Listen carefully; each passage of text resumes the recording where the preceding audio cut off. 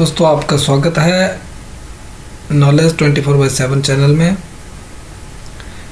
So friends, आज हम MS Excel के कॉम्पिटिटिव एग्ज़ाम के MCQs के बारे में बात करेंगे। ये step by step weekly quiz आया करेगा, हम आपको प्रोवाइड कराएंगे। तो जिसने चैनल को सब्सक्राइब नहीं किया है वो प्लीज़ सब्सक्राइब कर लें, लाइक एंड शेयर ज़रूर करें। तो let's start the video. Question number 1, what is the intersection of a column and a row on a Excel worksheet called? Option 1 column, value, address, cell. Answer is cell. रो और इन column के intersection से जो चीज़ बनती है उसको cell बोला जाता है MS एक्सेल में। Like A1, C1, C10, C is the column and 10 is the row number. Question number 2, which function in Excel tells how many numeric entries are there? Num, count, sum, checksum. Answer is count. Excel में ऐसा कौन सा function है जो numeric entries को count करता है? That is count. Count function से हम ओनली न्यूमेरिक एंट्रीज को ही काउंट कर सकते हैं। ब्लैंक सेल या टेक्स्ट होगा उसको वो काउंट नहीं करता है, ओनली न्यूमेरिक एंट्री को करता है। थर्ड क्वेश्चन आपकी स्क्रीन पर, what type of chart is useful for comparing value over categories in MS Excel?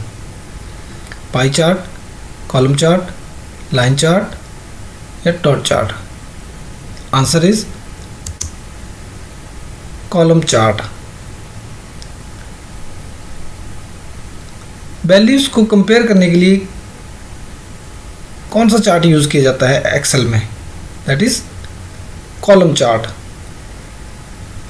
Line में वैल्यूज कंपेयर सिंगल वैल्यू होती है, पाई में मल्टीपल तरह की वैल्यूज रहती हैं, लेकिन कॉलम चार्ट में आप एक दो वैल्यूज को आपस में कंपेयर कर सकते हैं। Question number 4, statistical calculation and preparation of tables and graphs can be done using which application? Adobe Photoshop, MS Excel, Notepad, PowerPoint? Answer is MS Excel. Statistical calculation and preparation of tables मतलब table और calculations, statistical calculation and graphs, ये सारी चीज़ें आप MS Excel में कर सकते हैं। Question number 5, A feature that displays only the data in columns according to specified criteria in MS Excel is formula, sorting, filtering and pivot. Answer is filtering. किसी भी कॉलम के डाटा को आप specified criteria means जो आपको चाहिए उसको, उस डाटा को पाने के लिए आप फिल्टरिंग का सहारा लेते हैं MS एक्सेल में। Question number 6, the greater than sign is an example of dash operator in MS Excel. Excel में अर्थमेटिक, लॉजिकल, कंडीशनल, ग्रेटर, तीन तरह के ऑपरेटर होते हैं, अर्थमेटिकल, लॉजिकल, कंडीशनल। तो जो ग्रेटर देन का साइन है वो लॉजिकल ऑपरेटर का एग्जाम्पल है। That means the greater than sign is used as a logical operator in MS Excel. Question number 7, what type of chart is useful for showing trends or change over time in MS Excel? That is bar chart, column chart, line chart, dot chart. Line chart. Line chart is used to showing trends and changes over the time in MS Excel. Question number 8, the process of arranging the items of a column in some sequence or order is known as dash in MS Excel. Arranging, autofill, sorting, filtering. Sorting is the process to arrange the item of a column in some sequence or order is known as sorting.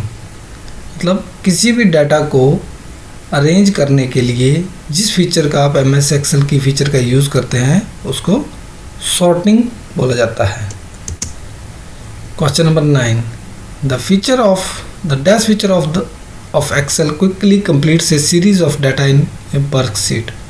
Auto complete, auto fill, fill handle, sorting. The answer is auto fill. दोस्तों आपने देखा होगा maximum Excel में हम 1 और 2 लिखते हैं, then उसको फिल हैंडल से ड्रैग करते हैं, तो उस चीज़ को हम ऑटो फिल बोला जाता है. Question number 10. What do you use to create a chart in Excel? Pie wizard, Excel wizard, data wizard और चार्ट विजार्ड. तो आंसर है आपका चार्ट विजार्ड. एक्सेल में चार्ट बनाने के लिए हम चार्ट विजार्ड का यूज़ करते हैं. Thanks for watching. Please like, share and subscribe. Thank you very much.